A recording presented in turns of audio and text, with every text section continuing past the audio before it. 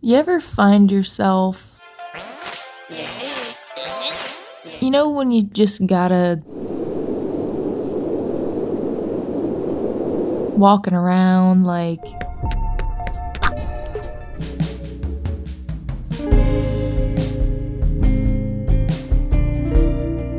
someone call the cops!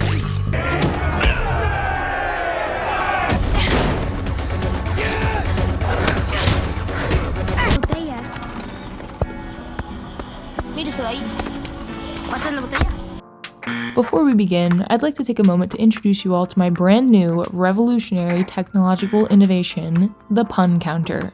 Pretty handy, huh? Hello, and welcome to the wonderful Concrete Jungle Gym. This is Concreto, and you're supposed to play it with your friends, I think, so you can all wave to each other, but I can still wave by myself. This one's by Terry Valman, who also had a hand in the making of Sludge Life, which doesn't actually show the player's hands, but you can smoke in it, and smoking's cool in video games, right?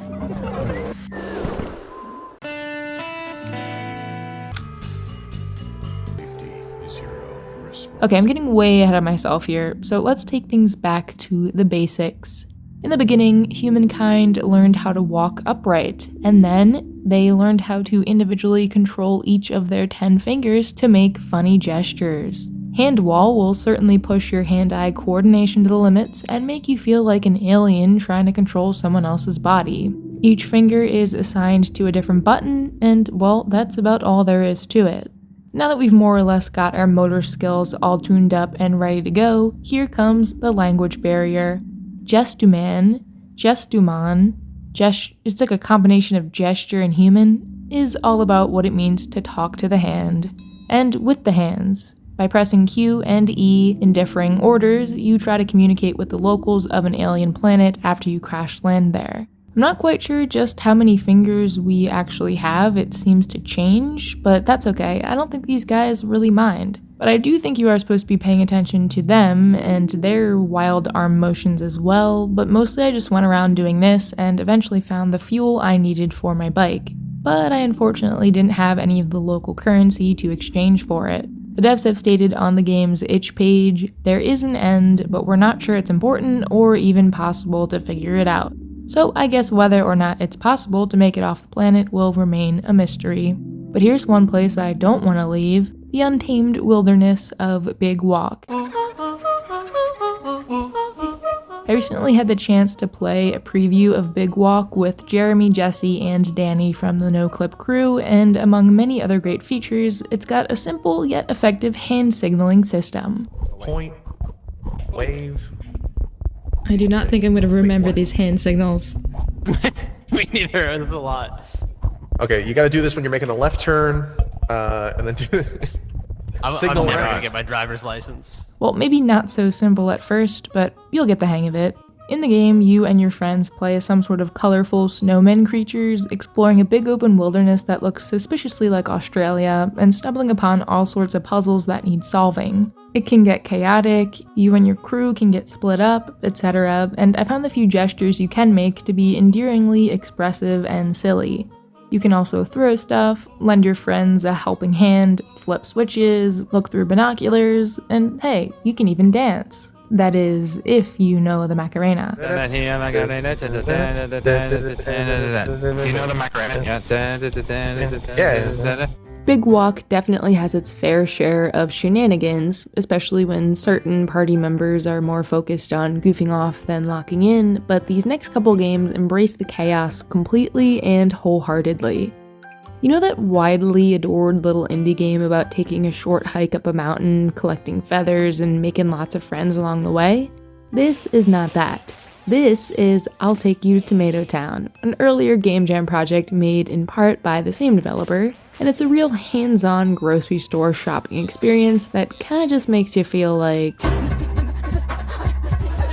You'll get lists of items to pick up from someone. I'm not sure who's orchestrating this shopping spree, but for some reason they keep forgetting to add items to the list. Okay, don't freak out, but there's been an emergency and we're out of donuts. Making you search more and more frantically through the store for them before it closes for the night. And then when you finally think you're done dealing with their baloney, they hit you with basically just asking you to steal all of the food because their credit card doesn't work. So naturally you gotta do what you gotta do and avoid the authorities. Another free one you might want to grab. Pearl Grabber's got this gorgeous vaporwave kind of thing going on, and hold on, where's the hand? How am I supposed to press this button if I don't have a hand? Ah, there she is. Now I can start grabbing some magnificent pearls. This little island is full of tons of weird stuff, like these spiral monuments, a giant statue, this museum filled with sculptures, and hidden among, behind, and on top of all of them are a bunch of pearls for you to grab. If you find enough of them, you'll even get this sick shovel that lets you jump like this. Okay, yeah, cool, but what if your arms could stretch like this? Following an accident at work, you've been turned blue and are now completely stretchy. I don't know about you, but if I were completely stretchy, I'd be doing a little bit of this and a little bit of that. Really, it seems like everyone else in this town can't handle me, but I'm not gonna let them stop me from living it up. 'Tis also true that no one can stop you in fallen aces. Stop you from eating and drinking them out of house and home, that is. This trailer is from the Immersive Sip update, which, you gotta hand it to the devs, that is a great name. It went live last year and added a whole bunch new animations to a game that was already very expressive. So far, all these games have been, silly, letting you wave to your friends or pick up stuff, but the whole hand on the screen thing can quickly turn from whimsical to what the hell is going on, Nicole.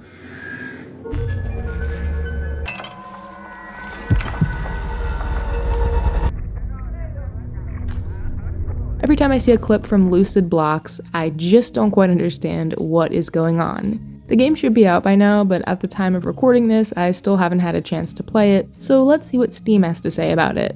Explore, build, and survive in a liminal voxel expanse oozing with surreal landscapes and esoteric critters. Now, I can't quite put my finger on what's so unsettling about this one, aside from everything, and the amount of things you can hold on to is extremely impressive, even by Fallen Ace's standards. Plus, the fact that each of these objects does something to interact with the world and the critters that live there is all very, very fascinating. Lucid Blocks. Minecraft if Minecraft didn't look anything like Minecraft. In that one, you seem to have just about limitless options for what your hand can do, but in Caput Mortem, well, you're pretty much limited to how cool you can stay under pressure. Using the shoulder buttons to look around and the analog stick to move your hand, you've got to puzzle and fight your way through this ancient alchemist tower that extends deep underground. This is definitely the most terrifying game on this list due to this combination of making you feel completely out of control at times, especially when panicking, and the possibility that some kind of monster could jump out at you at any time, causing you to panic and feel even more out of control. That's why Caput Mortem gets a big thumbs up from me. I also struggled to move my hand around in Kitchened, a small escape room game, and managed to make just about every wrong move possible. Partially because the hand movement can be a bit finicky, and partially because this place is booby-trapped to hell and back. Did I figure out really any of these solutions on my own? No. Turned out to be quite a handful, so I did indeed resort to a YouTube walkthrough. Shout out to all the people uploading commentary-free guides. You've saved me more times than I can count on one hand. And finally, one that leans more into the psychological horror rather than the you could die at any moment horror, we have Eclipsium. You'll mostly be walking through a series of increasingly creepy, confusing, and sometimes downright horrifying locations, occasionally picking up stuff or otherwise engaging with the environment. I'll tell you, this sure is one for fans of dithering, things that don't make sense, and, you guessed it, hand enthusiasts.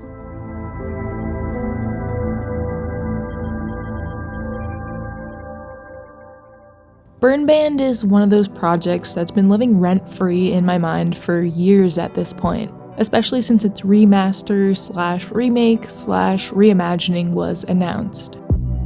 It's kind of like a weird Star Wars-y space life sim from the creators of Grunn. That was one of my standout games from 2024, which led me down this unexpected speedrunning rabbit hole, and I can only imagine that the sci-fi setting of Burn Band will win me over even more.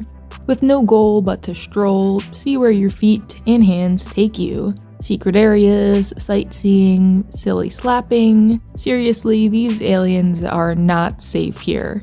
Fingers crossed we get more info about this one soon because this is a no-caps game if I've ever seen one. Although I eventually ended up as a full-fledged band nerd in my teenage years, still recovering from that, I did do my fair share of time on various sports teams as a kid. Personally, I was never really too handy with a soccer ball, and spent most of my days signed to my local park's league, just waiting for the snacks at halftime.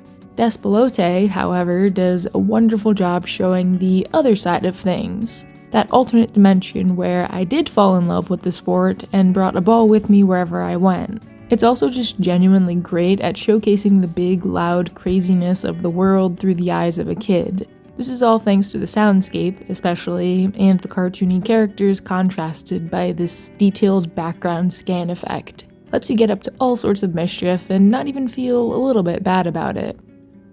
Now, I was a little bit better at basketball, or maybe I was just tall for my age, because I certainly wasn't any better at scoring baskets than I was goals. And I'm certainly not any better at it in a game than I am in real life. Otto's basketball game lets you play as quite the handsome athlete wearing a fancy schmancy wristwatch and hanging out on the court. This was one of the main inspirations for this video, and I didn't really know where else to talk about such a short experience, so I went ahead and made an entire video dedicated to this weird type of game. Go figure. Kinda my theme these days. Pick something niche and go all in. Now, I didn't include any climbing games here because I felt like I've talked about them enough, so for anyone who's gonna comment, how could you forget White Knuckle? Here it is.